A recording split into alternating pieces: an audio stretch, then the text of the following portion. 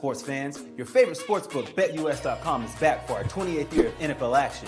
With the industry's biggest sign-up bonus of up to 200%, BetUS offers our members the opportunity to cash in on all your favorite sports, including NFL, NBA, MLB, and more. We've also got hundreds of new casino games, including the coolest new European slots, and our live dealers are waiting for you at the table. Sign up at BetUS.com today to get into the action. BetUS, where the game begins.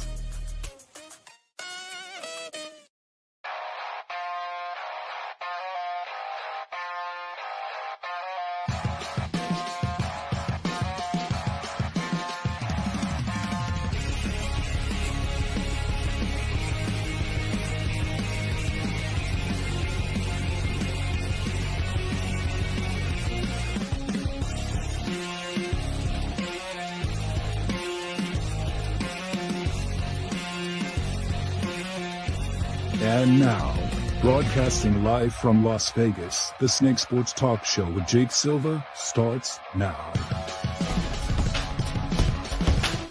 All right, ladies and gentlemen, here we go. We got the last show of the week before we are on full vacation mode for the Labor Day weekend. Hope all of you guys are having a great week and enjoying the Labor Day weekend. I certainly am. This is the Snake Sports Talk Show, wherever and however you may be watching and listening. Thanks for making us a part of your lovely evening. Live everywhere, Roku, iHeartRadio, all social media for you to like, follow, subscribe, and hit the bell button. Chase joining us. Chase! Yes, sir! Out ready for next week, man. Like I said, I can't wait. I'm in an undisclosed location in Colorado.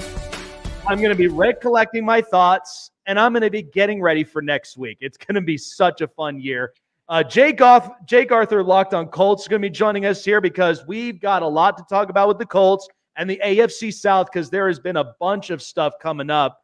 But yeah, and then we've got our division and our playoff breakdowns for the NFC, which is what I'm ready for. I know, and to start off with just some big news coming out of San Francisco. Me and you knew this all along from the start that he was not going anywhere. We have Brandon Ayuk signing a massive contract extension worth up to $30 million a year with $79 million of it guaranteed coming out of San Francisco. What are your thoughts on that? And now, what is your thoughts on where Jamar Chase's contract is going to be? Well, this is exactly how we want to start the show off. So, Jake Arthur in 5 minutes. So, yes, Brandon Ayuk has officially signed the contract. Thank God.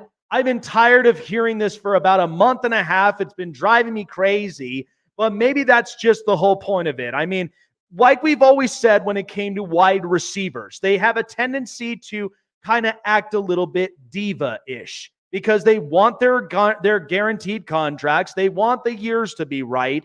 And, I mean, you looked at this where Justin Jefferson set the tone in the market. Then comes CeeDee Lamb, who's practically making identical statistics closest to Jefferson. He gets at least $2 million less, but is right there, number 2 as the best receiver. And then there's Tyreek Hill, Jalen Waddle, multiple other receivers. And now finally Brandon Ayuk. And this is what I was talking about initially with this whole conversation. So I'm glad the Niners and Ayuk finally saw each other eye to eye on the same page, because initially Ayuk was not going to get a Jefferson, a CeeDee Lamb type of money deal. It's just not happening. John Lynch, for as smart as he is as a general manager, he was not going to break the bank knowing next year is potentially going to be Hell's Kitchen. Because you got to now feed a lot of players, a lot of your starters on the roster, offensively and defensively. But at least with Brandon Ayuk, and this is what we talked about initially, is you're not going to get another type of receiver that we know is productive. But the important part is, in a Kyle Shanahan's offense, he loves playing physical football. It's the 1970s, 80s football that's physical. They're more about challenging one-on-one matchups to say, beat me at my game. And that's initially with what the Niners have always been. And you were never going to get another wide receiver like that in Brandon Ayuk, who can block, for potential runs and a guy that can go up on contested matchups against some of the best corners here. So I know that they had initially a deal in place with the Cleveland Browns. They were talking about Amari Cooper. They were talking about potentially a tackle or a guard and then some draft picks. I would have fell for that kind of deal because at least it protected me to where Purdy is going to have a very consistent offensive line. And then who knows how Ricky Pearsall would have panned out. But what this is initially telling you is that Ayuk wanted the length and the term of the deal to be right. So not only getting paid $30 million a year, yet $76 million of that guaranteed at the end of the day, but the fact that the year stretches is what was most important. So, and it was not like, and this is the funny thing, most people thought that, it was easy for him to leave the 49ers knowing of the winning culture that they have. That's not easy to leave. I'm making Super Bowls. I'm making NFC championships. Like, why would I want to leave a winning culture like that to go and join a Pittsburgh, who's more about, pro player and there's drama in the room and then all the rest of it. And you got a barely a capable offensive line and you're dealing with Russell Wilson. That would have went downhill at the end of the day for $2 million more. I'm not falling for that. And even when New England set the tone to where they wanted a number one wide receiver, but you don't even know if Drake May is a hit. That's one of the other question marks. And he's like, no, thank you. I'm not going to New England. So evidently he stayed. And it's like I said, the Niners were eventually going to wear out Brandon Ayuk to see exactly where the market shaped for him, what his value would have been if there was a trade in place. And it just showed you the Niners were never going to let their foot off the gas as far as getting the best the best guaranteed deal for all their players. Now, Trent Williams is a question mark, and you and I have seen exactly where that lands for them. But I got to tell you, Chase and I have been on this thing for a month and a half. It drove me crazy. I was tired of talking about it, and now it's finally done. I can enjoy football next week. I can finally enjoy football without this whole Brandon Ayuk news before week one, not getting a deal done. So congrats to Ayuk. Good for the Niners. They're going to have to figure some things out ahead of next year. But at the end of the day, he's not getting the higher guarantees. And I think this is respectfully where I would put him annually with that kind of contract. Good for Ayuk. All right. So, like I said, I'm collecting all my thoughts all throughout the Labor Day weekend. And next week it is on for all 32 teams. And so joining us, because we initially did have Derek Larger of Bring the Juice podcast discussing more about the Colts, but really getting more in depth and love exactly his content and his insights. Jake Arthur is joining us, Locked on Colts.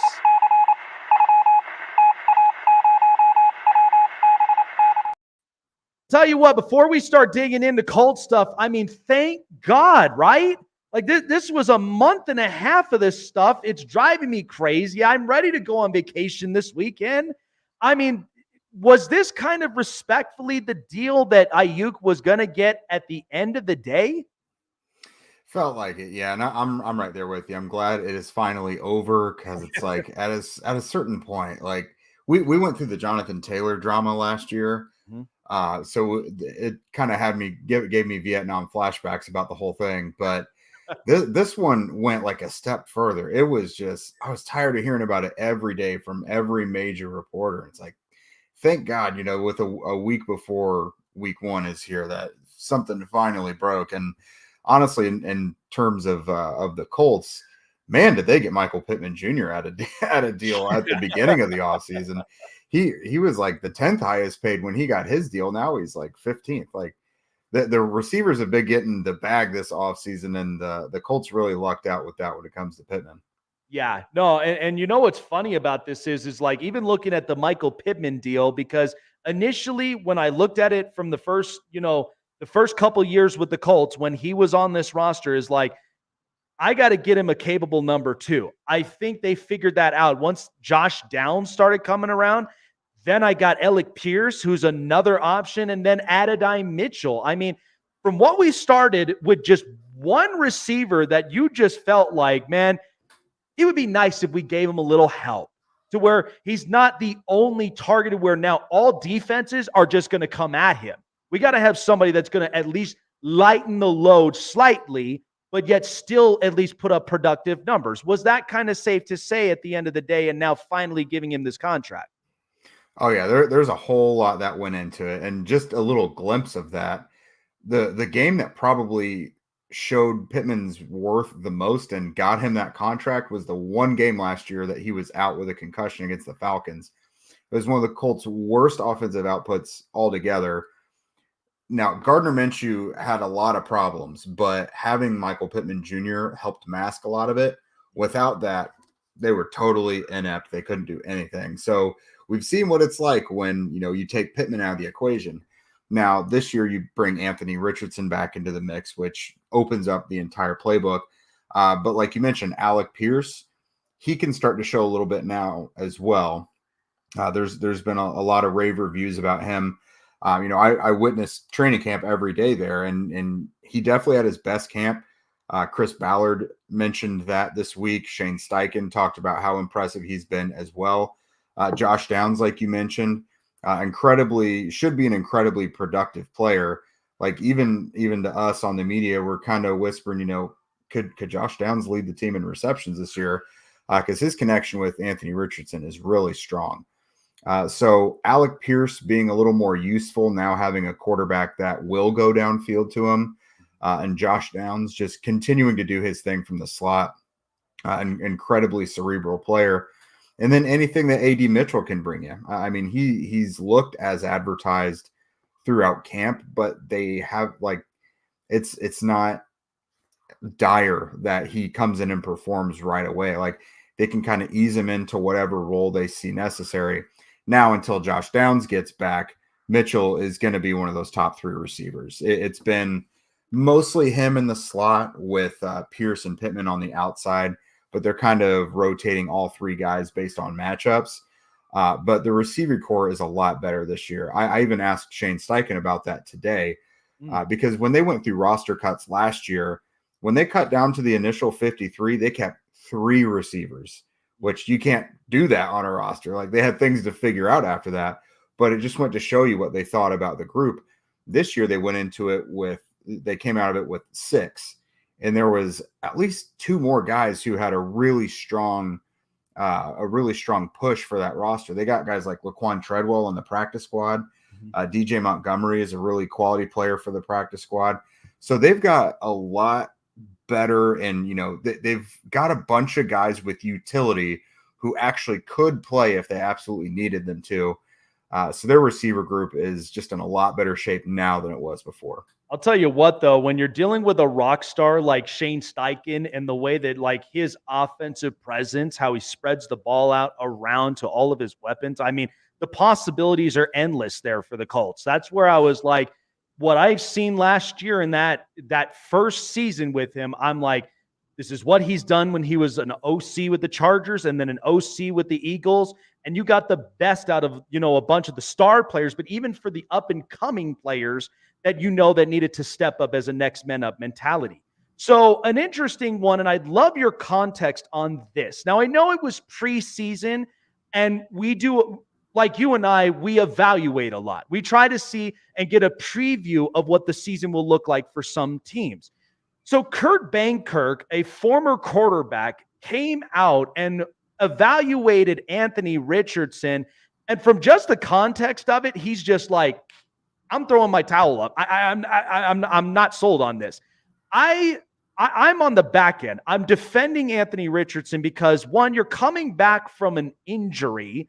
So, of course, a lot of these things, trying to get the playbook right and then trying to rehab and recover and be ready for the season, it's a lot of things. So, I mean, what was your initial thought when that first came out?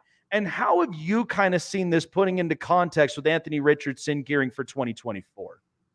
Yeah, so for every, Kurt Benkert who said he's out on Anthony, you've got Chase Daniel and JT O'Sullivan and these other former quarterbacks who are like, oh no, this guy's got some juice. He's pretty good.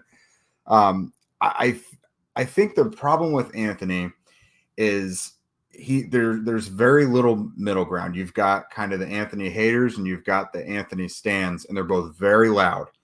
It's almost like politics, there's like really no middle ground, and everybody has to argue their point. And with that preseason game against the Bengals being on national TV, it got, everybody got to watch. And I just think a lot of stuff got taken out of context in there. Like, yeah, the game as a whole was pretty sloppy, but him personally, he only had like one or two bad throws.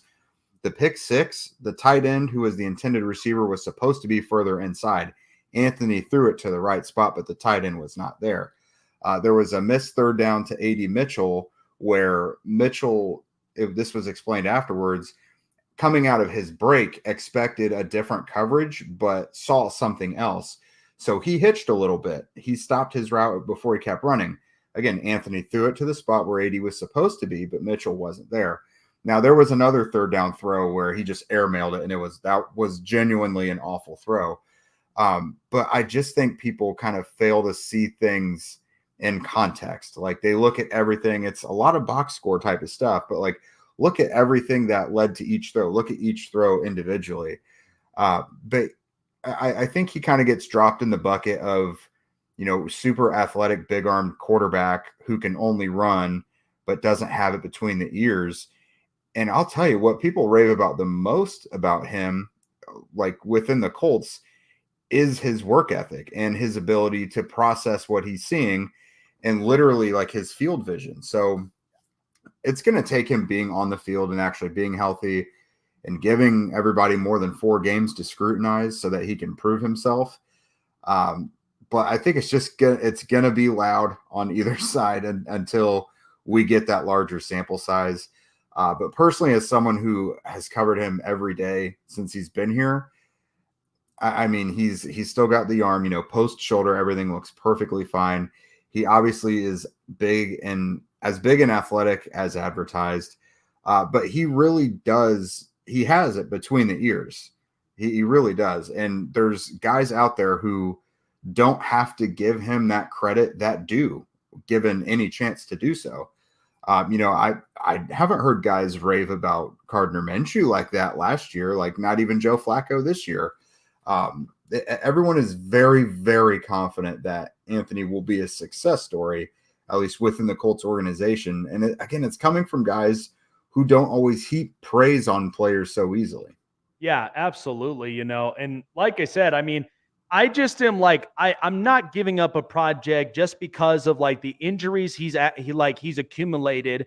And again, we got a preview of what we've seen from Anthony Richardson with his athleticism, his accuracy, and the ability to throw the ball downfield. It only makes it exciting because we saw with what Shane Steichen's been able to do, even with a quarterback that you now have combined. You dealt with Justin Herbert at one point, pocket passer, throws the deep ball, and then you've got the mobile runner in Jalen Hurts. So when you put all those together, I mean, that initially you are getting one quarterback. So I'm wishing the best of success for Anthony Richardson because I just think the state of the AFC South is so competitive now. The Texans are going all in. The Colts end up addressing some spots. The Jags, it's really a rebound season for them after what we just saw on the tail end. And then there's the Titans is Will Levis really the guy? So when you look at the state of the AFC South, right, with the competition brewing up, how do you evaluate a lot of these opponents in this division and what we may potentially see all throughout this year? Yeah, I think you nailed it. I mean, Jacksonville, I think, is better than what people think. I mean, last year they were very comparable to the team just a year ago that won the AFC South, and that's still kind of the case. They've done some nice things. So I wouldn't count them out by any means. Of course, Houston now deserves to be the favorite. Really impressed with what they've done all offseason. I've never been a huge fan of what Tennessee has got going. They always just seem to lack the depth that gives me confidence in them. But I fired off a tweet the other day. I don't know that any other team has done enough this offseason to help their defense as much as Tennessee has. I've been really impressed with what they've done. So the Colts, I mean, it is concerning the lack of outside activity that they have been involved in compared to what the rest of the division has. Now, decision makers within teams don't do things based on what their opponents are doing. But the Colts, it just goes to show you they are very confident in what their team looked like last year, but add Anthony Richardson to it because they essentially ran it back with the exact same roster, save for the draft class. But no, it's going to be a super tough division. I don't think the AFC South is just going to be a doormat anymore. With the exception of the Titans, I think the other three teams all should be, bottom line 500, around 500 or better. I think all three should be expected to compete for that AFC South crown. I don't know about Tennessee yet. They may be a year or two out of it. Again, I think they're going to have some games that probably surprise some people, and they're probably a little better than some people give them credit for again, but it depends on Will Levis. You just have to see. It's very much like the Colts. Like, I think the Colts have a pretty good roster, so they'll be fine regardless of whether it's Flacco or Richardson, like if something happens to Richardson. But obviously you're not going to reach that ceiling unless you have Richardson. And I think it's kind of, with Tennessee, it's totally based on what happens with Levis. I think they'll go as he goes. Yeah, absolutely. I'm just excited for this division as a whole, and the fact that like what we've seen on the blueprints of Houston last year, and now to come into, well, now we got all competition brewing up with all the teams in this division. I mean, at this point, it's anybody's game here in this division. So I had this player, rookie, that out of my top 10 draftees coming into the league that I feel like could be a serious presence in this league. So one of them I had was Laiatu Latu. And the reason of it is because I loved his athleticism and the instinct he had at UCLA. The fact that he came in at a time when Caleb Williams at USC, when they were playing, they looked marginalized. And Latu was just a brute force. Explain to me what we may preview about Latu being a part of this defensive pass rush, because I just think this guy, after what I've seen from a couple names, like Jalen Phillips in Miami, and even a couple of other like hyper athletic pass rushers, what should we expect from Latu this year? Yeah, I hate to sound like a homer, but you're kind of asking me about their most exciting players. Latu has had a great summer. I'm like to always kind of proceed with caution when it comes to pass rushers. I think it takes them a little while to acclimate. But I mean, we all saw leading into the draft, the guy had the best tool belt of pass rush moves coming in, and it was all kind of, but the neck injury. Well, I mean, the neck injury has not been a problem, and the Colts are a team in particular that will not sign off on like serious injuries like that, like guys with heart conditions or neck problems or like degenerative knees. Like, they don't invest in that early in the draft. So for them to, go all in on Latu and make him the first defensive player, they must feel very confident in his medicals. But as of being a player, he has looked really, really good throughout camp. Now, the Colts have obviously had, the 3 preseason opponents, but they did joint practices with 2 of them as well. So Latu has had huge moments against, the Colts blockers, Arizona, Denver, Cincinnati. He got a sack on the first play from scrimmage against the Bengals in that preseason game. And just the way that people talk about him and how he moves, I've talked to his personal position coach, trainer that he uses throughout the offseason, Eddie McGilvra. He said he's very reminiscent of like a TJ Watt and how they move. Guys he talks to say, he reminds him of Nick Bosa as well. But the way they talk about how he moves and how he's able to avoid blockers' reach and just like get away from the grasp of blockers, it's like, I just have never heard in any pass rusher talked about like that before. And with that said, I don't think he's going to come out and get like 15 sacks right off the bat, but right, as long as the Colts, give him a healthy amount of snaps, I am expecting double-digit sacks, in year one. I think that's realistic. It's been done 36 times before by rookies. even a few times within the past, recent history. So I think the Colts have got their next marquee pass rusher. I mean, so far so good, but there's really no test he hasn't passed yet. Yeah, I mean, initially, when you're plugged into a defense with Zaire Franklin and a couple of them that that you could rotate up around, be that kind of that Mike presence at the end of the day when you need to put in pressure, you need to go in and stop the opposing offenses. I just am like the size, the just the brute force that he brought in UCLA. I was just like, I had to put him in my top 10 because I mean, initially, like the guys I had from Jalen Wright to Joe Milton to Alufa Shanu and then like Latu, I was just like, this is just too rich for me to pass that up as somebody that can be a very good defensive player and somebody that I think will be fun to watch in the near future in the AFC. So finally, before letting you go, because I've asked this with everybody and I've told people like, I'm digging all of this in this week with the NFL because next week it's game on. With everything that you've seen, being close with the team, getting the insights, how do you preview this Colts team for 2024? And what would you say would be the record prediction? Because Chase and I did our breakdown in the AFC, and my initial thought is I could see the Colts finishing second in this division respectfully, but then nab the playoff spot because I just think with what Shane Steichen's done, it's too rich to pass that up and not think this team could be a playoff team. I definitely think it's a team that you're gonna have to rely on health because they do have a couple scary spots. Of course, I've talked about with Anthony Richardson. I think he's their ultimate X factor. Everything they've done this offseason proves they think he's their X factor as well because they just brought back the same team but are re-adding him into the mix along with Jonathan Taylor, a healthy Jonathan Taylor. Offensively, I think they'll be fine. With his youth, there are going to be days where he probably looks terrible. But there's also going to be days where they look like they're one of the best offenses in the NFL. And it's just really about finding consistency and improving and not making the same mistakes over and over.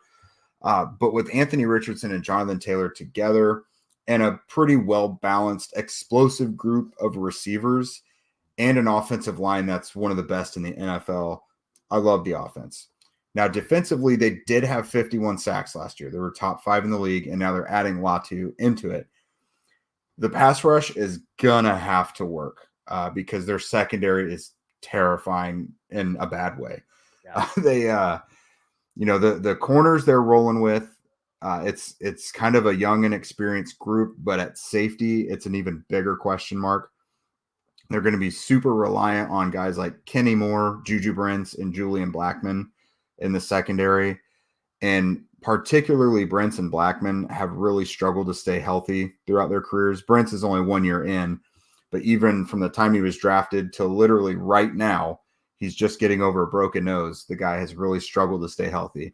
Kenny Moore has had his bumps and bruises and has missed some games as well. So they're really relying on their few best players on the back end to stay healthy, but that really hasn't been the story of their career. So this could definitely be a bend but don't break defense that's going to be super reliant on sacks and big plays if it's going to work. And the offense is probably going to have to show up day in and day out in order for them to get through. I think their floor is about 7-8 wins. I can't imagine them regressing much with Anthony Richardson and Joe Flacco being their quarterbacks because Gardner Minshew was very capped in what he could do last year. Yeah. But they were still they were in the red zone about to be in the playoffs, but couldn't convert on a 4th and 1 there in week 18. And I think 10-11 wins is probably their high end. I mean, if they were 12-5, like I'd be a little surprised because I think teams that go 12-5 carry a certain aura about them that they haven't proved that quite yet, but they have a lot of ingredients to be an explosive team that could beat just about anybody. Yeah, I mean, That's a good thought because initially, yeah, I had this team potentially 10-7. Like my hot take through the AFC is I feel like we're going to get 4 teams that may end up with 10-7 because this reminds me a couple years ago when we had 3 9-7 teams, and then that was the year that Tyrod Taylor and the Buffalo Bills got in. And so I'm feeling like we could see a repeat of this with 4 of the 10-7 teams in the AFC that are going to potentially fight for those 3 wild card spots. So that was my thought initially with the Colts, because for them to be that close last year and yet no cigar, I feel like they're bound for it this year, knowing Steichen and moving this offense. And then I do have a feeling, though, even when I looked at that defense, because I felt the same way about the secondary. Do you think this is something next year, because knowing it's going to be highly defensive in the draft, they're going to have to go and address that corner or safety at some point? Probably. I mean, that's the secondary is the position group that we keep griping to Chris Ballard about every time we talk to him. And he is defending them, with his honor. He just said on Wednesday, he said, they don't become players until they play, which is true, but they're putting a lot of eggs in the basket of guys who have got to stay healthy that haven't really done so. Yeah. And I can see this being a group where we see snaps from guys who are on the practice squad right now or who are cornerback 4 or 5 just because they struggle to stay healthy. If they stay healthy and they look great, awesome. None of us want the worst to happen, but it's like you're stuck on the train tracks and you can see the train coming but can't get off. Like, we can all see this being a huge problem, but maybe they get off the tracks in time. I don't know. It's easily the most glaring weakness on their roster, but they're confident in it. You got to give them credit for that. They're at least defending their decisions there. Yeah, absolutely, man. And yeah, I mean, at the end of the day, like I was at first worried about the direction of the team, only because we know with what Jim Irsay is, and we know that, Chris Ballard and everybody was trying so hard to keep the ship afloat.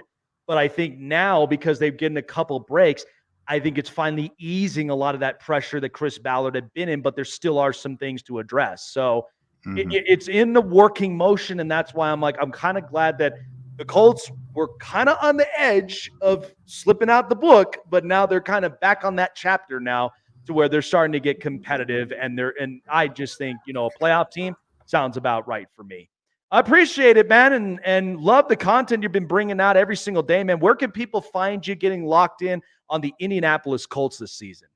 Yeah, of course. Thanks for having me. So I am one half of the Locked On Colts podcast. You can catch us on YouTube and wherever you listen to podcasts. I'm also the deputy editor of Horseshoe Huddle. That is the Indianapolis Colts website over on si.com. We are just going, full bore towards the season. If you're ever looking for anything new from the Colts, you could pretty much get it from Locked On Colts and Horseshoe Huddle. I bring out video content and interviews with players and coaches all the time. My co-host and I, we run a daily Monday through Friday podcast. So if you ever need anything Colts, just give me a shout, and I could definitely take care of that. There you go, guys. Just to get you locked in on the season, because, yeah, I'm getting locked in next week because Prime predictions are back. I'm excited to, place my bets up with my new Inferno 5. And who knows? I mean, I'm looking at that Texans-Colts game next week, and it's got me thinking a little bit. This is going to be fun with week 1. So appreciate the insights, Jake. Take care of yourself. Enjoy the week and the Labor Day weekend. And next week, we're in full, ready mode, man. So I'm excited for this year. Absolutely. Thanks, man. You too. Absolutely, man. Oh, there you go, Chase. I think at the end of the day, it doesn't get any better than that. That the fact that we're getting more and more of these insights. And for somebody that's there, talking with the coach, talking with the quarterback, and even talking with the GM. I mean, initially, yeah, this is why when we broke it down, I just feel like the Colts, they were that close in the end zone last year, but I think this year they do push their way in. It's not going to be easy, but I think they finally pushed their way in this year. And I wish I was up on the panel so I could have asked him a question about Chris Ballard, because I hear this from Derek all the time, since I'm really good friends with him, but like the secondary is the weakest part of the Colts by far. And like this year, I think that they should have drafted Quinyon Mitchell instead of going after Leatu Latu. And I know that they need a pass rusher and everything, but you know, a lot of the guys, like he said, that they haven't really gotten a chance to develop, like Kwity Paye and Dio Dengbo, and then now you also got DeForest Buckner in the middle, who has been a huge piece for them since they've started. And Chris Ballard can defend all he wants about the corners and everything, but look at Andrew Berry and what he's done. Like when we had Greg Newsome and Denzel Ward, what did he do in that 2022 draft? He went out in the third round and got Martin Emerson Jr., who has been a lockdown corner for us. And then last year he got Cam Mitchell, and then this year in the seventh round he went and got another guy named James Harden, and who has had a phenomenal preseason and phenomenal camp and everything. And like, you can never have enough corners, because corner is also one of the most injury-prone positions out there, where a lot of the guys get hurt, and you need the next people to step up. And I wanted to ask Arthur. I mean, yeah, like I'm just gonna say Arthur since your name's Jake. Wanted to ask Arthur about his thoughts on Chris Ballard, if he should still be the GM or not, because Ed Dodds, the assistant GM, has been learning and developing, and in terms of how he wants to be a GM. And there's a lot of people that have come out with the top executives of like this day and age, and he is ranked in the top 10, and he could be a dominant GM wherever he goes. And I'm just shocked that Chris Ballard still has a job, because he has had diamond in the rough picks and everything, like picking up Darius Leonard in the third round a few years ago, picking up Zaire Franklin in the later rounds, Jonathan Taylor sneaking in the second round, getting him, and so on and so forth. And maybe Adonai Mitchell, he was a guy I wanted the Browns to take. He literally 2 picks away, and everything. And I think that he's got the potential to be a number 1 wide receiver. But Chris Ballard has not spent money in the offseason, and that's pissed off a lot of Colts fans. It did, and but here's the other thing, though, too, to even consider. I mean, at that time, listen, like I've always said before, you are with what your ownership is. I mean, this with following the Haslams, right? And even with what I know, personally, following with Dean Spanos. When Jim Irsay, when there was just conversations that it just, like with the Jonathan Taylor fiasco, right? Like it kind of lit the whole league on fire, because it was just like fans did not appreciate the comments that were coming out from Irsay. And Ballard's kind of like that middleman, where he has to literally tame with what Irsay, like his comments and all this other stuff that came out. And then he's got to bring in the right pieces, which I do think is extremely hard. And I think initially the Colts have always been that middle of the pack team, and we know that even from like the time when, before they got Andrew Luck, when Peyton went down with that neck injury, right? And then they officially moved off. They got the number 1 pick, and then they get Andrew Luck, but then they don't address the offensive line at the time, but they were 11-5.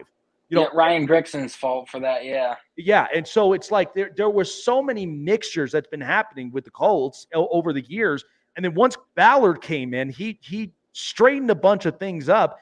I just think that is a hard kind of cleanup. The fact that, one, Andrew Luck retiring was the ball that dropped, and then you're having to figure out that quarterback situation, and I feel like they have with Anthony Richardson, at least from the potential we see.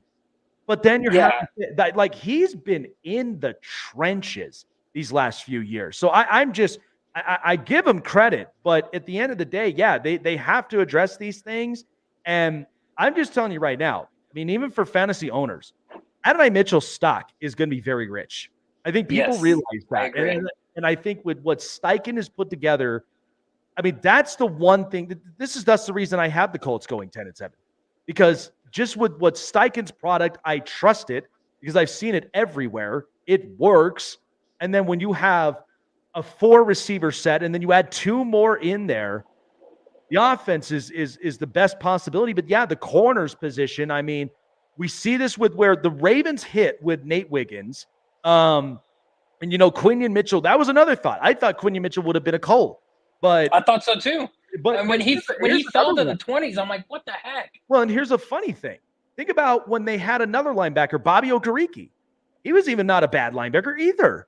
And then they lose him to the Giants, and it's like they're having to constantly accumulate talent, at least in the positions, but yet there's still at least just 1, if not 2 holes that they still have to fill. And from what I've gathered from Derek and my other buddy Josh, who's also a Colts fan, and just from me watching myself, Chris Ballard does not like to spend money. And there's a couple things. One, Chris Ballard has come out and said before, when they had Carson Wentz and then Matt Ryan and everything, he did not want to draft a rookie because he did not want to have the growing pains and have to develop them. But Jim Irsay forced him draft a quarterback or you're fired. And then not to mention, Ballard does not like to sign his guys. He will let them walk unless he thinks that they are deserving of a contract, and he does not open up his wallet to spend money. That's the one thing I love about Andrew Berry since he's been with us. We would always be the type of people that would let our talent walk out the door, and then they would be successful somewhere else. But he comes in, he drafts well, has a couple misses here and there, but ends up paying our guys. And a guy like Justin Simmons was on the market for so long, and the fact that they signed him for 1 year, $5 million with $3 million worth of incentives, so $8 million total. And you're telling me that Chris Ballard could not jump on that? Colts fans were pissed about that. They were livid because they're he was cheap enough for them to go get him. And Chris Ballard's no, I would much rather build our own guys through the draft than go out and sign guys. You got to have both ways. You got to build through the draft, but you got to bring in free agents. And he doesn't want to do that. That's a good point. And like I said, yeah, I think, and that's the one thing that fans don't understand. This business is hard. You have to literally manage everything. And it's hard because initially, we're such a caffeinated society that one screw up and we're done. That's initially what it always is like. And and we're all guilty of it because even when you look at some of these companies, they expect results, they expect, a winning team. And it's you can only ask for so much, but it's the development, the quality players you're bringing in. Like I said, I just think it's a lot. I think it's a lot. All right, well, we do want to take a quick break up on here because when we do come back, myself, of course, living in Colorado, it is an important season nonetheless. But tonight is also going to be the first step into what last year gave us and what we may potentially see from the Colorado Buffaloes and Deion Sanders, because I do have a lot on my mind to really talk about that. So they're on now. Chase and I will be back from here. Snake Sports Talk Show. Don't go anywhere. We got a lot more coming up right after this and our NFC predictions as well. So tune in. Want to find your seat for the event of your choice but can't get one that fits your desire or your budget? Well, my friends, SeatGeek has you covered. SeatGeek is the official sponsor of the Snake Sports Talk Show. With a list of over hundreds of events to choose from, SeatGeek will assure you that you won't miss your seat with the amazing view of your choice at the most affordable price. Whether it's looking for your best seat in the house of your favorite sports team, finding live concerts that get you closer to your favorite artist, or enjoying your spot at your favorite live shows, comedies, and more, SeatGeek has it all just for you. Go online to SeatGeek.com or download the app on your mobile device through Google Play and the App Store. And as a special offer before checkout, use promo code SNAKESPORTS and save yourself $20 off of your purchase of your first ticket and experience why SeatGeek is the most trusted ticketing app for your next event. Remember, that's SeatGeek.com and download the app on your phone with promo code SNAKESPORTS for $20 off and find your seat with SeatGeek. Snake Sports Talk Show is sponsored by Muscle Tech, with hundreds of supplements and vitamins to choose from, all packed with 100% all-natural proven ingredients you can be sure that Muscle Tech will give you the edge and the boost to train and look like your fit and healthy best, whatever your goals are. Try Muscle Tech today and use promo code SNAKESPORTS to save 30% off your purchases. I am just excited for this NFL season. It cannot come any faster. But you know what I am excited for? I'm excited for college football because the fact that week 0 is wrapping up in week 1 is going to be important. I got my last bet. I am 1-1 with my Go for 3 campaign. First inaugural year that we're doing it this year here on the Snake Sports Talk Show. So I am really excited. BetUS and I have been geared up for this upcoming season for both college and for the pros. $50 or more in your deposit, 125% bonuses with up to $2K to win in 3 of your first deposits. So check out BetUS.com. Remember to gamble responsibly and get yourself geared up for the season. So, I do find this very interesting. Because at the end of the day, college football, there's several stories that are, we're waiting to talk about. And there's going to be plenty of them. We've had quarterback transfers through the transfer portal. We've seen exactly the conference realignment. And then, of course, the 12-team college football playoff.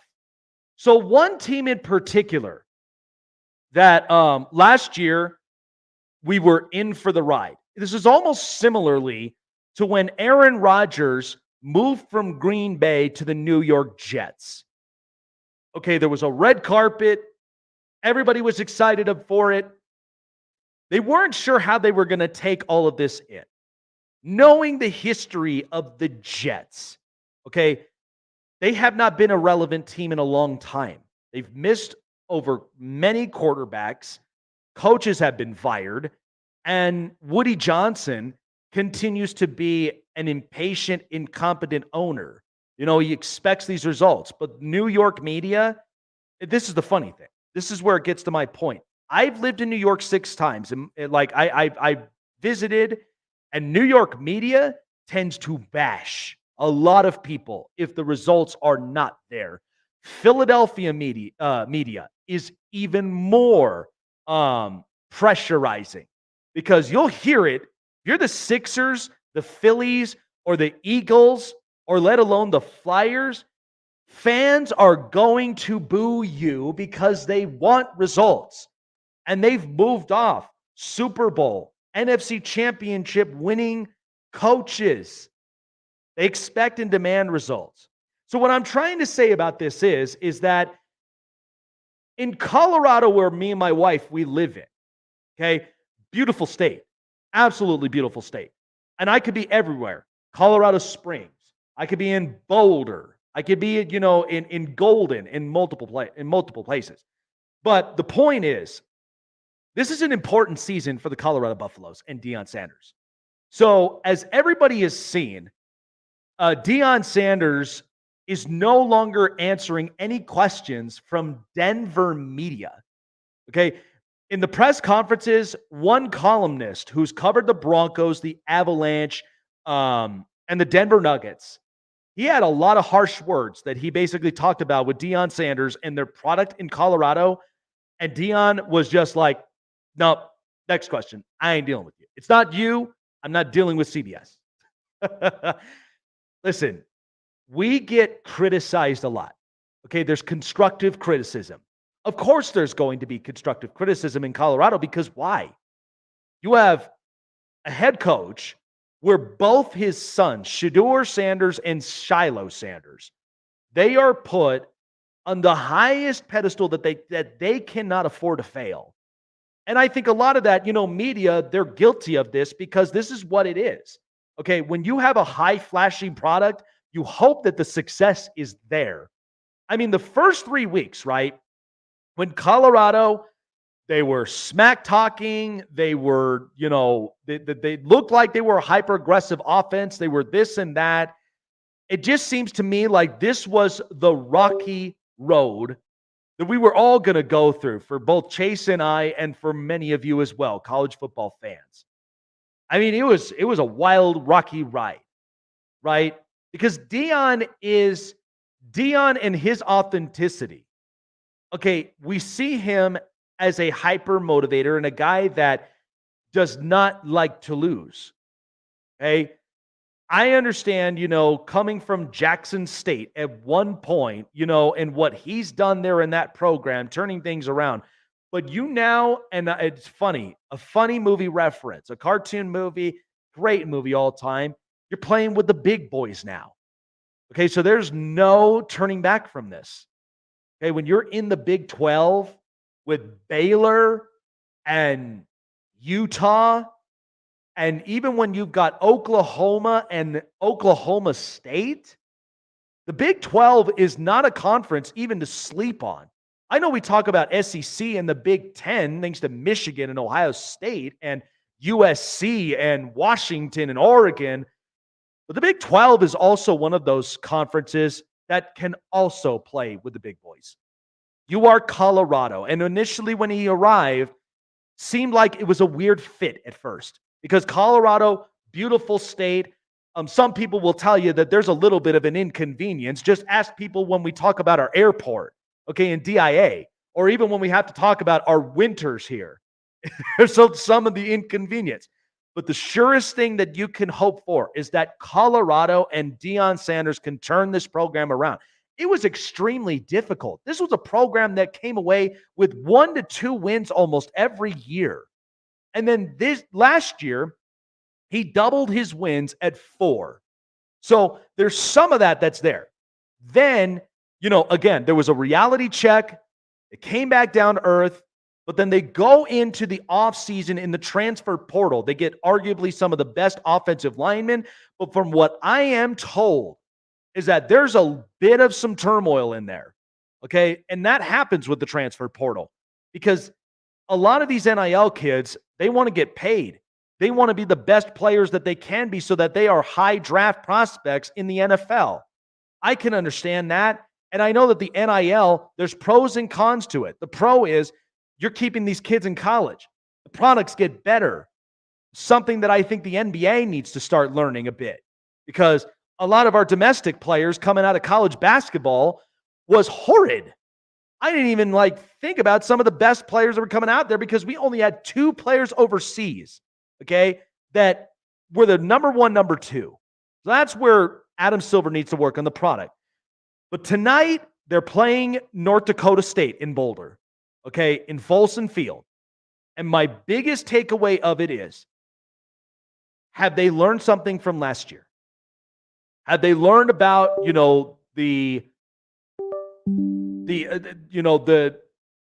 have they learned from a lot of their mistakes last year? I mean, at the end of the day. So something to truthfully consider. But I do believe there's going to be a part in that where Colorado, you cannot afford this thing to fail. You have to, at the very least, get this team up. If you're getting them to 6 wins, 7 wins potentially, then there's something that's positive that you could take from this. So, and I know Deion, it feels a little bit like there's a little softness from there. But I'm not going to completely label him soft. I just felt like when you're cutting off Denver media, it's not like New York, it's not like Chicago, it's not like Philadelphia where they are just pounding you in the sand every single day. This is Denver media we're talking about. And do not get that confused from the Denver media that also ripped apart Russell Wilson. This is different than that. Colorado, they knew their history. And so bringing in a guy like Deion, hopefully they can turn this program around. I know that there was a bunch of noise, and it seems like they're trying to hold on to everything with duct tape. But my hope is Deion turns this around. Shedeur Sanders looks a lot better than what last year gave us as a preview. And Travis Hunter is an absolute beast as a receiver and corner. But that's a lot to deal with, to being a program pulling you out of irrelevancy after all these years and then making you a respected winning program That's not easy to do. And that's where I think a lot of that high criticism falls on Deion's shoulders. So you can't afford to screw this up. I think at the end of the day, if we get a much better look, because I'm going to be watching highlights tonight, but if I got a much better looking Colorado that they've learned their lesson, they've built the potential now where Deion can actually keep his foot on the gas pedal all throughout the season, maybe you give him a chance. And maybe you'll give Denver media a second chance after the criticisms have died off. Time now for the news. This is the hot press. I'm telling you, man, my wife and I live here, man, and this is the media is nowhere close to New York and Chicago and Philadelphia, hell, even Los Angeles. I mean, they're gonna rip you apart like it's nobody's business. But Colorado can't afford to fail, man. It's definitely they're losing right now 16-14, but there's something going on in that Colorado locker room because they had the top O-line recruit out there, and then he decommits and goes somewhere else because he does not like the way that Deion handles things, and did not like the way that the culture was there. And I don't know what it is because he even has punished his own son for being late to meetings and everything because he's got a certain standard that he likes to live by. And I get that because he was one of the best defensive players in the NFL, one of the best players, period. And he's trying to prepare these young guys for that next level. But there's a lot of, question marks that are around that team. And like you said, if they can get 6, 7, 8 wins, it's going to entice people to go there a little bit more. Yeah. But I'm still not very impressed with Shedeur just because, every time he's come to play big talent, he hasn't really performed well. And we don't see him, taking that next step forward. And the fact that a lot of people are putting him as the number 1 overall pick this next year, that is kind of scary to me. Oh, yeah, man. No, it really, really is. Interesting, bro. But, yeah. But I'm sure we probably got at least one news headliner. I know the biggest one, Brandon Ayuk, we talked about earlier. What a big-time signing, and thank God now I can enjoy football next week without this drama and all the rest of it. And hopefully, Niners, like I said, now that this deal's done, does that now impact that betting line between the Jets and the Niners Monday night? And exactly. That's what a lot of people are looking at. And one piece of news that I got, it kind of irritated me a little bit. Yeah. Michael Hall Jr. was put on the commissioner's exempt list because of a domestic violence dispute that happened. And it came out later that his fiance or wife or girlfriend or whatever had come out and said that she had a pew-pew to her head or a gun to her head, and was just now she's saying, oh no, he didn't have one to my head. I made that up. But he's put on the commissioner's exempt list. And so was guys like Henry Ruggs and things like that. But you have Rashee Rice, a guy that was involved in a hit-and-run accident, an accident that I think ended up killing somebody, and he is not put on the commissioner's exempt list because he's a Kansas City Chief. And that doesn't make any sense to me.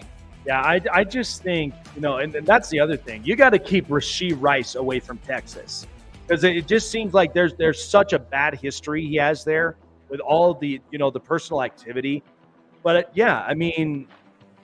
Kansas City, they're walking in this year. They just brought back Juju Smith-Schuster to cut Kadarius Toney. And they got Hollywood Brown on the injured list right now. And then there's Xavier Worthy. And Xavier Worthy. So,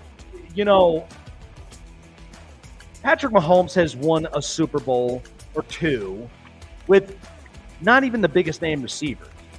So he can handle a lot of this stuff. But I think at the end of the day with Rashee Rice, I just feel like and a lot of close people we've talked to, right, feel like they're going to start this season, maybe about 4 games in, and see where that goes, and then maybe potentially Rashee Rice does. I just kind of see that happening. I mean, the commissioners are not perfect, but when situations like this, you're hoping that you honestly make it right. I get it. Like, everybody has betting and fantasy football involved, but at the same time, you got to make it.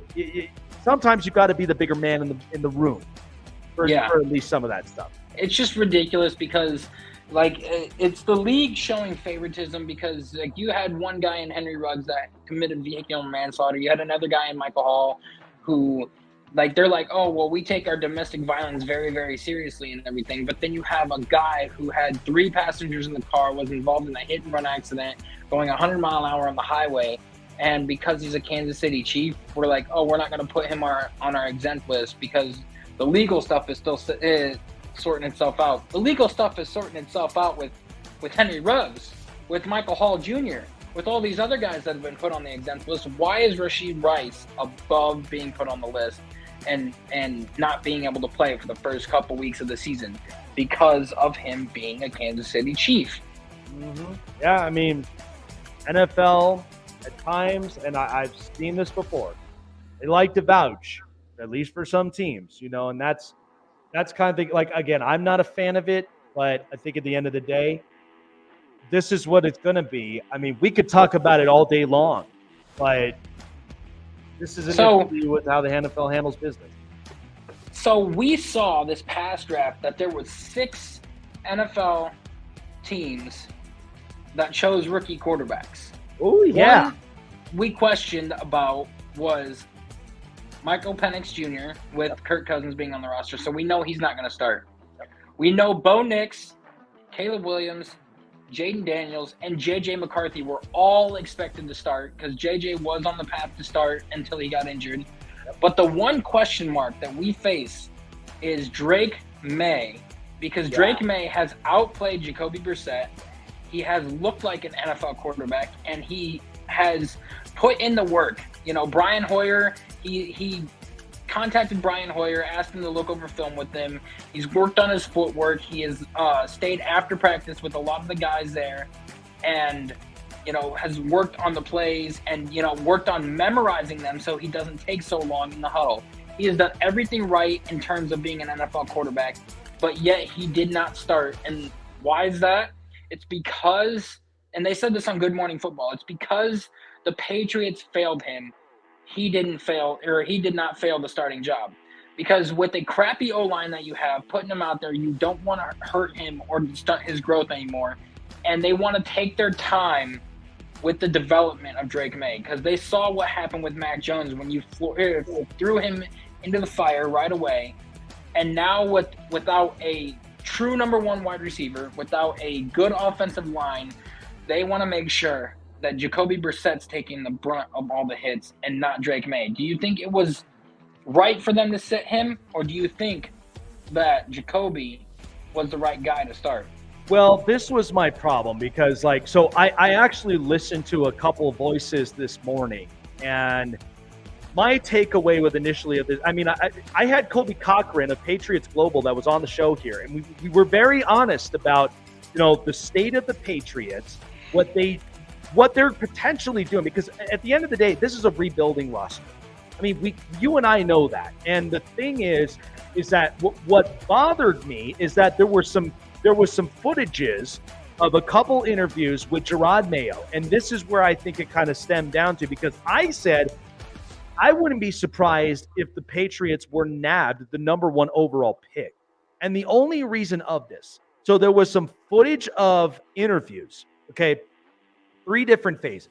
So number 1, you said that Drake May was the 2nd best quarterback, at least from in camp, okay, which is fair. I can understand that because, young, raw talent, his comp was Justin Herbert because of the arm strength. And then, of course, the pocket presence and such, it's a fair comp. But then you turned around and said, oh, Drake May has been outplaying Jacoby Brissett and all the rest of it. So my initial thought was, so in the 2 phases, number 1, if you said that he was a number 2 quarterback, I could be okay with it because I know it's a rebuilding roster. It's not there yet. right? So you're working with whatever the cards are given. But then also the other thing, is you started off with a quarterback and then see where the growth and development goes. But my usual 6 to 8 weeks. That's usually how much it takes in today's NFL, learning a playbook and then getting them out there to see if he actually hits or not. Then you say he's out playing Jacoby Brissett. Now, my thought was, and I said this on the show here on record, is that I think about this with Justin Herbert's situation, because go back to 2020. The first week, Tyrod Taylor was the starting quarterback, and then they beat the Cincinnati Bengals against a young rookie Joe Burrow, right? Next week, they're playing Kansas City at home, and Tyrod Taylor punctured his lung. And so now you have no choice but to throw Justin Herbert into the Wolves and see how he plays. And then the rest is history. Rushing, passing touchdown, throwing like an absolute NFL pro. Then you're like, this talent is way too rich for me to swap back quarterbacks. Like at the end of the day. So in Drake May's situation, because the shoulder injury was what I was concerned about with Jacoby Brissett. And so I'm like, okay, if he went down with an injury, I could see this similarly as when Justin Herbert first arrived in the league. Okay, yep. We're in a caffeinated society. We expect results, and everything's got to be learned quick. I mean, Nick Saban drew this out with all the rookie quarterbacks that got drafted, right? And when you watch that on Hard Knocks with the Chicago Bears, and when he said that with how pressurizing quarterbacks, it is very pressurizing. It's hard. Like finding a franchise quarterback is not that simple. Nope. If it was, everybody'd have one. Yeah, and now with Gerard Mayo literally saying now that Jacoby is now the number one quarterback, I'm just like, what is New England doing? So after all of that, all of what I gathered from 3 phases of those interviews, don't be surprised that they're going to get a number 1 overall pick because of things like that. Because they're going to spend that number 1 overall pick on defense rather than building up the offensive side of the ball. And this is what's funny is, this is what I said about it, is that, like, what kind of coach am I getting out of Gerard Mayo? Am I getting the one that's actually going to move the needle in a rebuilding organization, making the offense better? Or is this another product of Belichick's shadow? Because I'm going to tell you one thing. If there's one thing I can give Belichick credit on, Belichick was funny for this. He says, I'm just getting ready for Cincinnati. I'm just getting ready for Buffalo. He would dismiss the comment and not even talk about it. But then when you look at Gerard Mayo, you're like, what are we doing? Why would we honestly say that in media? And there's only one coach that has come from his system that has actually panned out, and that was Brian Flores. Now, there are people who are saying, and they're putting it on record, that this could potentially be a one-and-done thing with Mayo if this does not look right. I don't see Robert Kraft having that short of a leash. Like, he likes a lot of his guys. He usually sticks with them for a little while. I don't see that happening and everything. But the one thing I will say is, in the other news, we got the news about the contract with Brandon Ayuk, but other contract news, Deshaun Watson got his contract restructured again today with converting $45 million of his contract into a signing bonus, freeing up $65 million in cap. And that means he's got a larger cap hit over the next 2 years of $76 million. Now, this has 2 options that they've got. Either one, they're looking to make a big move and get somebody, like in a trade, and then sign them. Or 2, they are preparing for the next year to be over the cap by $50 million. If they can have this cap roll over into next year to cover some of the assets that they are going to lose, and then also preparing for the cap to jump up another $50 million, that'll put them in the positive range rather than in the negative. And Andrew Berry is also a gold mine and a genius with working the cap. What's your thoughts on this? Well, here's the thing. look at it from, I just think about this like, I mean, when you got a smart GM, I mean, we knew with where the Niners were standing with Brandon Ayuk at that contract, right? Because they were not going to give him the Jefferson, the Lamb contracts of the world. That just was not happening. Those two are clearly better than Brandon Ayuk. But when you have a competent GM, and I'm noticing this even when I look at, with what Joe Ortiz has done with the Chargers, he got rid of a lot of old expensive contracts, freed up over $30 million in the cap space in order for them to go and get 1-year rentals, and then you give them the paid contract extensions based upon the performances. So Andrew Berry, what that's telling you is that freeing up this much, and then now Cleveland is the most cap space they got.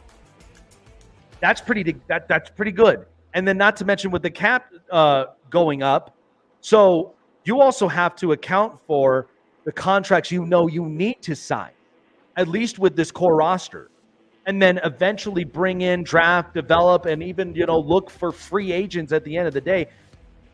I just think, with Andrew Berry and what Kevin Stefanski's been able to work with, I think that's pretty damn good.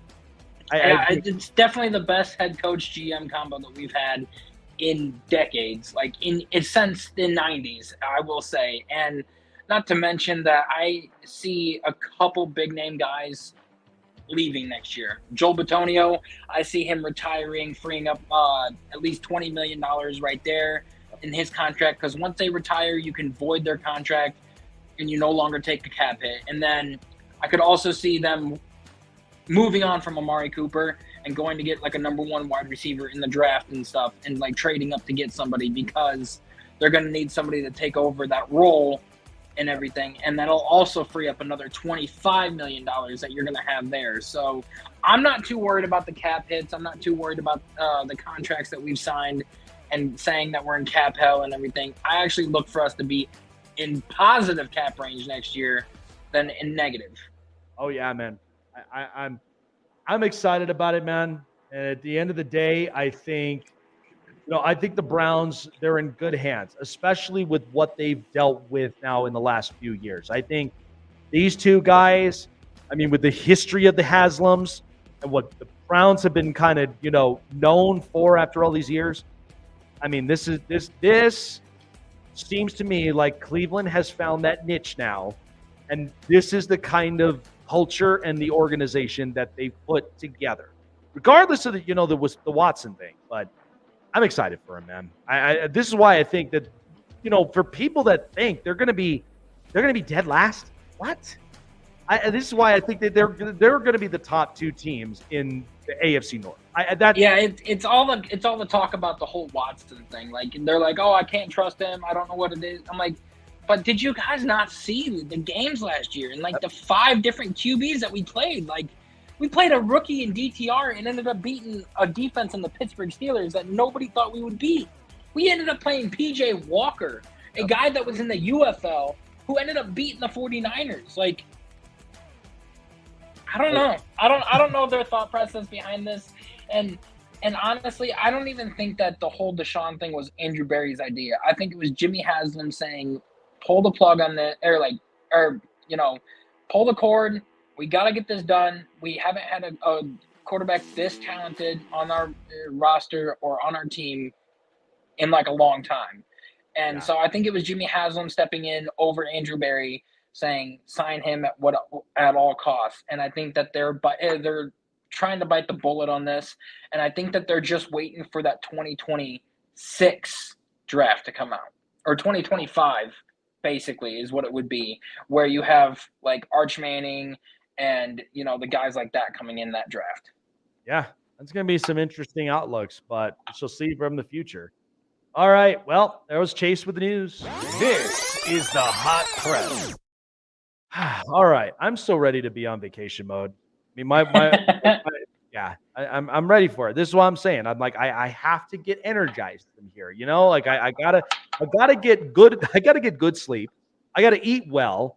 And then I'm going to be fully juiced and focused throughout this entire season. And you will be a part of, the prime predictions year this year.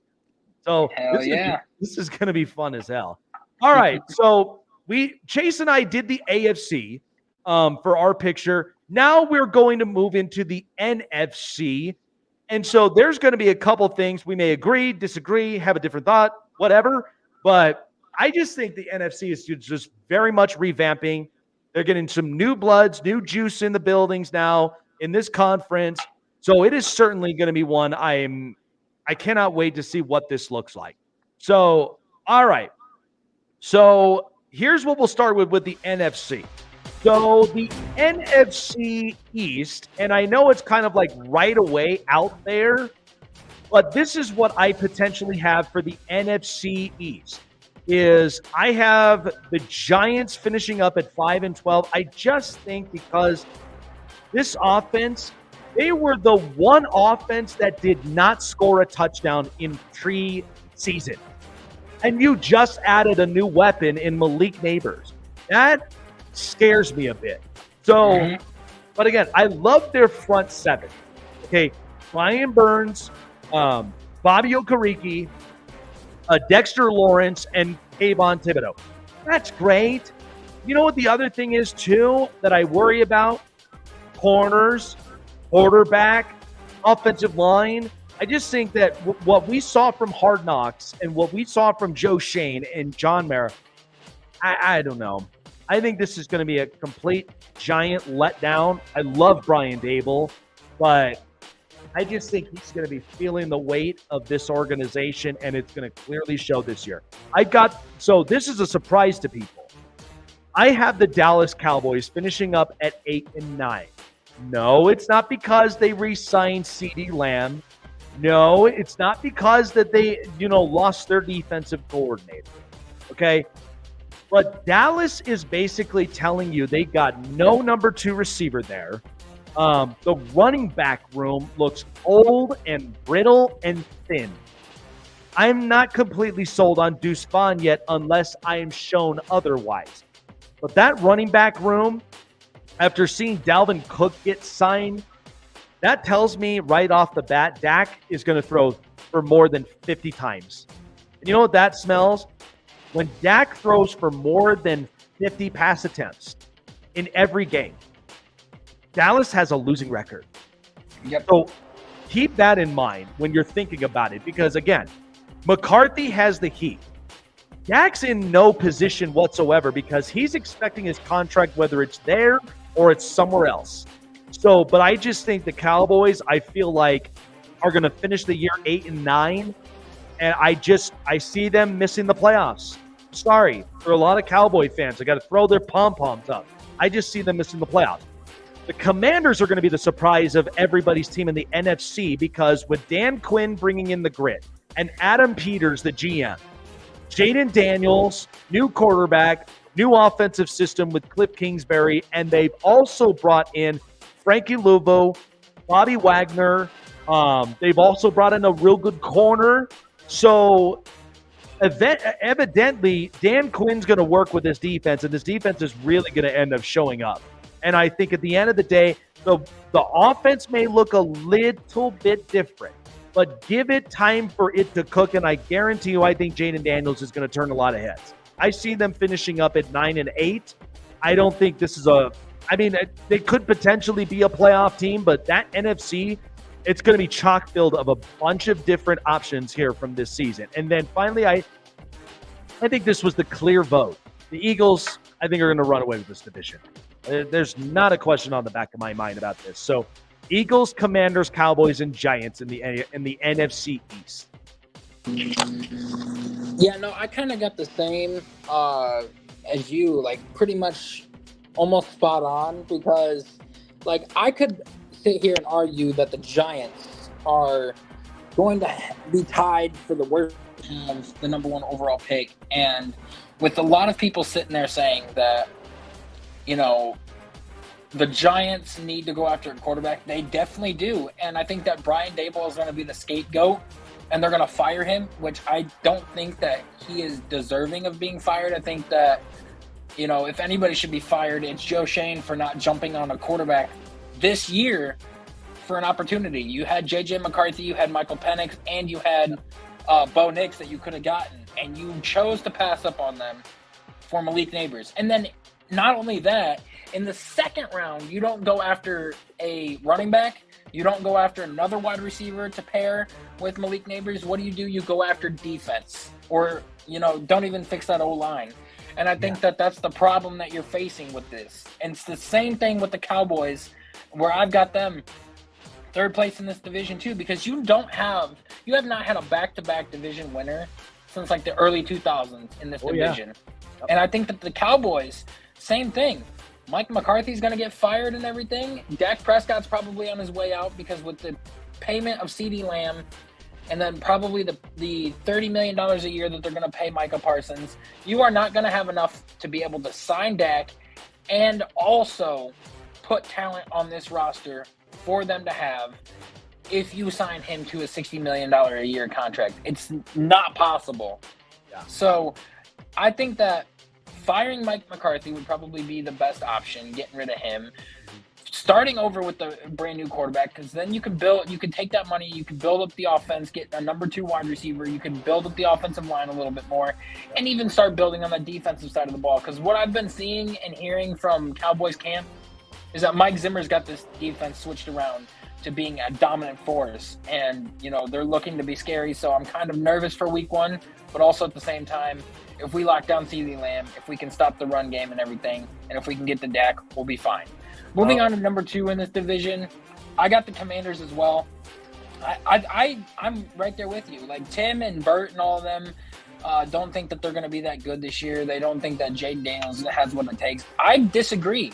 I think that offense is sneaky good with Daimi Brown. You have Austin Eckler, you have Zach Ertz, you have Brian Robinson there. You have Terry McLaurin as well. It's going to be better than what people think. And I've also been hearing a lot of good things about Jaden Daniels, not to mention that defense got a lot better this offseason. And Dan Quinn's been known to have good defenses. Look at the Dallas Cowboys. So, and the Eagles, they're my biggest question mark. I got them winning because of the upgrades that they had for their defense and everything. But the biggest question mark is, how is their coaching going to be? Like Nick Sirianni getting the play calling stripped away from him, getting a brand new defensive coordinator, getting Kellen Moore in there calling the plays and everything in that offense. And with Jason Kelce now retired, but the replacement that they had was handpicked by him, how is this offensive line going to look? And I also do think they also getting Jahan Dotson is capable of winning one more game. But yeah, you can't afford this thing to fail. So yeah, the Eagles do have a lot of pressure up on their backs this year. All right, so moving on, we got the NFC South. Now this is an interesting one, because I do believe that the Falcons, they're going to run away with this division. So I have the Panthers as a last place team, but they are my worst team going into the season. Okay, because Bryce Young's got some offensive weapons. They've also drafted another running back. Dave Canales, offensive coach. He's coached up Baker Mayfield to where he is right now. And who knows how the Buccaneers will favor up from there. But I do think that there's going to be better improvement for the Panthers. And I think going into next season, when you get a defensive player, if this offense actually clicks well, you go and maybe potentially get an offensive tackle, or at least an edge rusher to pair up with Derek Brown in them. I think there's a good chance it may not happen tomorrow, but eventually Carolina would be in the right spot. The Saints, I have them third, but I do believe this is the year Dennis Allen gets fired. I just think because, I look at it as, I know they have Clint Kubiak as an offensive coordinator now, and Pete Carmichael was atrocious, but awful. If this doesn't work, at least collectively as a team, that's not going to look good. That's not going to look good for the Saints. And so eventually, I mean, there's a quarterback question mark. There's some pieces offensively and defensively that are questionable outside of Chris Olave and Alvin Kamara. So depending on how this offense really flows and how the defense is going to favor out with those three pieces they have, maybe the Saints might have a fighting chance. But I just think third place is about as safe as I can get it. Tampa, I think they'll be 9-8 this year. They'll be competitive, but they are dealing with a brutal schedule as well because division champions, you're trying to keep the crown, but that's going to be a lot harder to really, defend for it because in the end, you stripped away the defense. You're getting younger now. By the way, I like that the Jalen McMillan kid. I think he's elevated as a receiver 3. Very good option for Baker. But I think then in the end, the Falcons are running away with this division. Kirk Cousins, he's going to be distributing that football to Kyle Pitts and Drake London. And the defense adding Justin Simmons and Matt Judon. I mean, that defense with Raheem Morris, that's a team that's capable of winning 12 games too. So I think in the end, this is going to be the Falcons to run away with. So Panthers, Saints, Bucks, Falcons here. Again, I agree with you on the order. I think that Panthers are probably they're again 3-way tie for the worst team in the NFL and the worst team for the number 1 overall pick.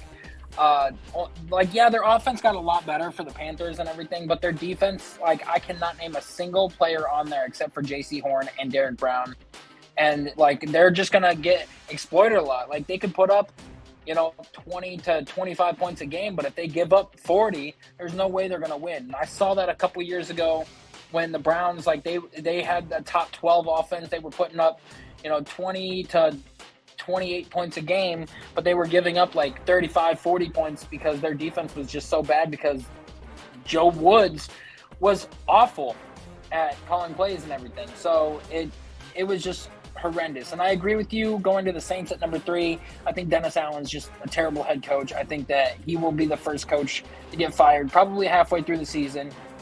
And then Clint Kubiak will take over as the head coach. I think getting him in there as an offensive mind coming from that Kyle Shanahan system and everything, running the offense that he's going to, I think it's great. But I think the best thing for the Saints to do is just scrap everybody and start new because they're in salary cap hell every year. They're trying to push contracts further into the future and everything. And it's just, they're not good with their money in terms of how they do things. And I do think that there's a lot of players that are getting on the older side, Navarro Bowman, Cam Jordan, Tyrann Mathieu. And I just think that the best thing for them to do is just start from scratch. You got, key pieces like Talise Fuaga, the left tackle that they drafted, Chris Olave. And if you want to ride it out with Spencer Rattler, go for it. That'd probably be a good option, as a bridge quarterback until you can get somebody in there. But all in all, I think that, you're going to look for them to be middle of the pack this year. Bucks, same thing. I don't trust in Todd Bowles. I never have as a head coach and everything. And the guy that's taken over as the offensive mind for Dave Canales, I don't really know a whole lot about him and how good he's going to be. So we'll have to wait and see on there. And then, rounding it out with the Falcons, Raheem Morris bringing over Zach Robinson from the Rams. He's always wanted to call plays. Sean McVay's let him do it a couple times in the preseason, past couple years. He's done a very good job. And I do think that, he's going to get the best out of Bijan, best out of Kyle Pitts, and the best out of Drake London, using all 3 of those guys to the best of their abilities, and the defensive side of the ball giving Raheem Morris access to it. You're going to look for a dominant team. I'd say, anywhere from 10 to 12 wins for the Falcons. Oh, yeah. I mean, that bar is definitely set this year. All right, so we're moving on to the NFC North. Now, my obvious choice, of course, in the last place because of just the things that are panning out, injury after injury. The Vikings, I have them finishing up 4th. I just think, this is not a bad thing for them because we've seen what J.J. McCarthy is, the preview for next year. So the Vikings are in a good position. They've addressed a couple spots. Now, I do think they need to address the secondary at some point and maybe protect a little more of the offensive line. You've already paid your offensive weapons. And, in the end, I think Sam Darnold, he'll play competitive, but I think initially you are going to get with what you're going to get with Sam Darnold, at the end of the day. So I think that's a 4th place team. Bears, I have them finishing 3rd. I think Caleb Williams, he's going to wow a lot of people. But the question mark is he going to lean too much into the spectacular plays like what he did in USC? That's a question mark. And I think in the end, what the Bears are trying to do is they're trying to get the offense right. but they also are trying to play better, efficient football at the end of the day on the offensive side of the ball. The Packers, I have them finishing second, and the only reason of it, they've addressed a bunch of pieces, but A.J. Dillon's out for the season. So that means Josh Jacobs and Marshawn Lloyd, this is a running back core that needs to elevate. And I think in the end, I love Josh Jacobs, and I think the ground and pound game that the Packers are going to be playing this year, and Jordan Love with a brand new contract, a lot of young pieces going into year 2, year 3, it's young. And I think the Packers showed a bunch of really good, promising stuff. But I also do believe that because of the success we saw from the Lions, that's very hard to really kind of go over the top. Now, again, I think the Lions, they found their culture. They got to the NFC Championship. Jared Goff gets paid. And I think initially, has Dan Campbell learned a bunch of stuff from being overly aggressive? He is aggressive, but has he gotten that under control? Because there are times where games are going to get emotional, but I think the Lions, I think they'll be in the best position. Now, it's a harder schedule, but I think they're going to come out of this in one piece. Whether they're biting kneecaps or somebody's going after their kneecaps, they're going to be fighting regardless of that in the NFC. So I got Vikings, Bears, Packers, and Lions.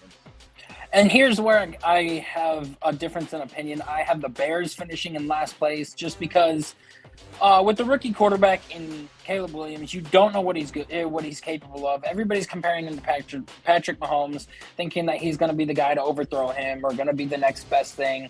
We heard that with Trevor Lawrence. We heard that with several other guys coming out in the draft and everything, like saying they're the next big star, the next best thing. And then they end up flopping it after a while. And I just think that, that roster's talented enough, but it's all going to depend on Caleb Williams. I do have the Vikings in third because with that offense and everything, this is one of the better offenses that Sam Darnold's been able to play with. Kevin O'Connell's been a good offensive-minded head coach, and that defense with Brian Flores has been, spectacular. Kwesi Adofo-Mensah, the GM, learned under Andrew Berry for like 3 years. He obviously doesn't have the good skill drafting corners just like Andrew did, because they just released Lewis Seen, their first-round safety that they got a couple of years ago. They traded Andrew Booth, the first-round corner that they picked, to the Cowboys. They just went and picked up Stephon Gilmore and everything, and then they ended up swapping corners with the Andrew Booth pick with the Cowboys. So it's going to be interesting to see what that secondary can do. But getting Dallas Turner, huge pick and everything for them on that defensive side of the ball. But I do think that Sam Darnold's going to do just enough to get them like 8, maybe 9 wins and stuff. And then the Packers, they're still the youngest team in the league. I think that Jordan Love had a taste of what the playoffs is like, one game away from the NFC Championship, playing your division rival in the Lions and everything. And I think that now what he can do. It's just a matter of if he can put that together again year after year, now that they've signed him to a contract extension, and hopefully you get what you paid for. And then, I agree with you, Lions winning the division. They got better in the secondary, picking up Terrion Arnold, Inish Rickstraw, and then ended up having Brian Branch still, picking up DJ Reader. They built this defense and everything in the holes that they had. And I think that, Dan Campbell, I like the aggressiveness. Don't change that. But they have the best offensive coordinator in the league on their team as well. Oh yeah, like I said, Lions were on a mission. They proved a lot of people wrong at the end of the day, and I just see that continuing this upcoming season. And finally, the NFC West. There is a bunch of question marks up from here, but here's where I'm very sure about this. I think the Seattle Seahawks, with a rookie coach, a quarterback that hopefully could either pan his way through, or like what I've been saying and you've been hearing, is potentially we may see Sam Howell this year. The Seahawks, I love their offensive weapons. I love a lot of their options. I also love a bunch of their defensive players. But Chino Wosu, he's hurt and he's going to be sidelined. So there's a pass rush that's gone, at least for now. But I love Devin Witherspoon and Reek Woolen in the backfield. I think both of them really do complement each other and what Mike McDonald has been able to do. But I think at the same time, rookie coaches as defensive coaches tend to kind of focus a bit on that defense. So to me, I feel like there's a bit where that offense can move. But don't be surprised if this is honestly an offense that has not yet clicked. And again, they've got a new coordinator now with Ryan Grube. So who knows how he'll manage with this offense and what we've seen with his tenure with the Washington Huskies. Arizona, they were the worst team in the NFC last year. And I think this year they do go in a very good jump. Kyler Murray gets a new offensive weapon. Trey McBride is going to start to go off this year from what we've seen. And late in the year, they ended at a positive note with Jonathan Gannon on the defense. And so I think the Cardinals are moving the pieces to where they could potentially make a better run. It's not easy getting past the Rams and Niners, but at the same time, you gave us good spurts of what to look forward to, and now is the time where things got to start clicking on all cylinders. I have the Rams going in second place, and the only reason of this is because I know Sean McVay's record against Kyle Shanahan is not great during the regular season. Okay, Kyle's had his number, but at the end of the day, this team didn't get worse. For everybody that keeps thinking it did, okay, you got two players for the price of one. You upgraded the secondary, and you've also found a hidden gem in Whittington. I like watching that kid during preseason, so I think they found their third receiver on this depth chart with Puka and with Cooper Kupp. And I think the Rams, it's either a 1 or 2 years left of Stafford that we're going to get until they're going to have to go and draft a quarterback at some point soon. And then finally, the 49ers. I mean, the Ayuk thing, finally it's done. Now the Niners can focus on football, which is what they should. Now the hard part is that Trent Williams is holding out. And that's not usually good. Because initially, you got to help Brock Purdy out. Because the second you lose that left tackle, that offensive production might dip. But I think the Niners are smart enough. They know their products. I think they'll get a deal done. And they'll figure this thing out. And I think the Niners, with as crucial of a season that this will be, this is their last chance to get this right before next season becomes a complete whirlwind. So I've got the Seahawks, Cardinals, Rams, and Niners here. And here's where the differences come into play. So I've got a couple shockers for you. I have the Arizona Cardinals in fourth place in this division, and here's the reason why. On the defensive side of the ball, they just lost Darius Robinson for a couple weeks and everything, their first-round defensive talent that they got. Nobody else impresses me on that defensive side of the ball except for Budda Baker and maybe one of the other guys. I don't remember their names. But on the offensive side of the ball, you're looking at promising with James Conner and Trey Benson as an up-and-coming young running back. We know how good Marvin Harrison is. It's just a matter of if he can put it together in the NFL. And also Trey McBride as an up-and-coming young tight end who is starting to be good. But it's just a matter of how well can Kyler Murray come back after it for a full season and play well. And then the division is just that much tougher. I think that this is the third best division in all of football. And then in third place, I've got the Seattle Seahawks. I saw Mike McDonald bring over 4 defensive position coaches, D-line, linebackers, DBs, and then himself in terms of the defense. And I agree with you. Defensive-minded head coaches tend to focus on the defense, but it worked out well with DeMeco Ryans since he had a good guy in Bobby Slowick. I think Mike McDonald's going to let the play calling be on his offensive coordinator solely. And from what I saw with that Browns and Seahawks preseason game, granted it was the backups, but damn, that defense was smothering. It was so smothering, and it gave me flashback to what that Ravens defense was doing and everything. And I do think that Mike McDonald is going to be capable enough of having that defense, carry this team this year, because it all depends on how Geno Smith can play for that offensive side of the ball, like you said, we might see Sam Howell. Now in second place, I have the San Francisco 49ers in second place in this division. Because over the past couple of years, we have seen, the 49ers dominate this division, but we've also seen the Rams be injured and Aaron Donald be out, Cooper Kupp be out for like multiple weeks with the hamstring injury, and Puka Nacua and Kyron Williams are the only guys that are really on that offense that are, threatening and blah, blah, blah. Well, this year I see the Niners taking a step back. Usually the next year after the team loses the Super Bowl, they have a down year. And we've seen it in the past couple of years. The Chiefs had the down year after they lost to Tom Brady. The Bengals had the down year after they lost to the Rams. Then you had the Eagles had a down year this past year. Now the Niners lost to the Chiefs again. I picture them having a down year as well. And either, squeaking into the playoffs as a wild card team, or just barely missing. And then finally, I got the Rams winning this division and, being a lot better. Sean McVay is probably the second or third best head coach in this league.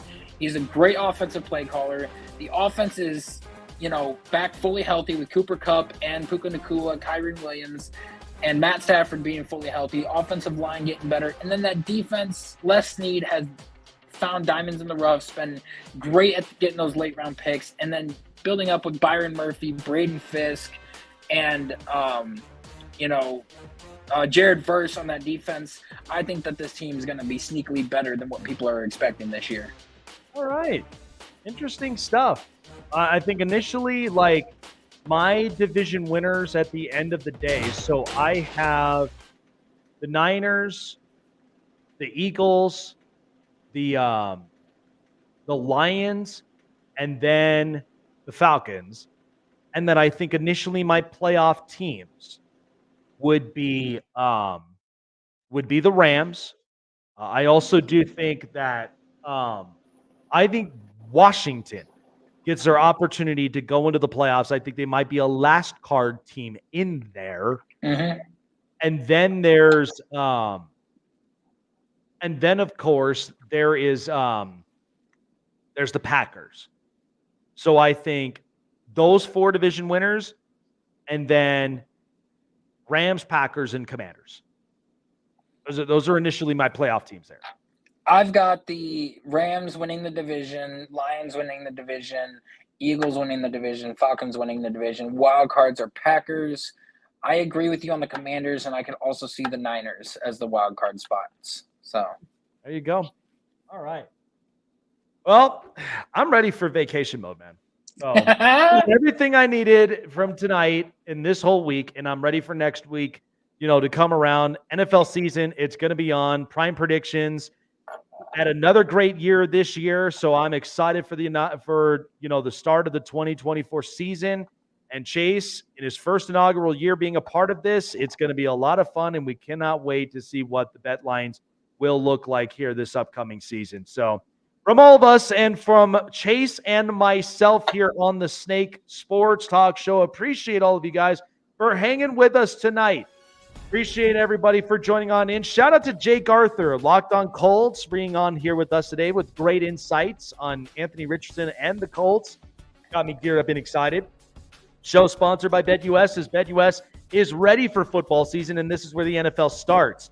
$50 or more in your deposit, matching up to 125 bonuses with up to $2K earnings in your first 3 deposits by giving BetUS a try. 30 years in the sportsbook business. They've been doing this here in America, the best ones. And Mike Vick and Marcellus Wiley will tell you otherwise to choose them at BetUS.com. BetUS, where the NFL season begins, and also with the season on the horizon, SeatGeek. That means there's going to be some very good seats for you to get your hands on at the most affordable price while inflation prices suck, but not for SeatGeek. They find exactly the spots you're looking for your next event and even getting you ready for the big game. Check out SeatGeek.com or download it on your mobile device to Google Play in the App Store.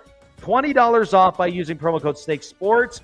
I'm certainly going to use it for sure. This NFL season is stacked, and I do not want to miss out on that in person. So try it out for yourself. SeatGeek.com, promo code SnakeSports for $20 off. This has been the Snake Sports Talk Show for Jake and my good partner, Chase. We appreciate you guys for being here on this week, and next week it is on. So we'll catch you guys next week on the edition of the Snake Sports Talk Show. Enjoy the week. Enjoy the Labor Day week for all you hard workers up out there. Appreciate all of you guys for hanging with us, and we'll see you next week. Take care, guys. See you later.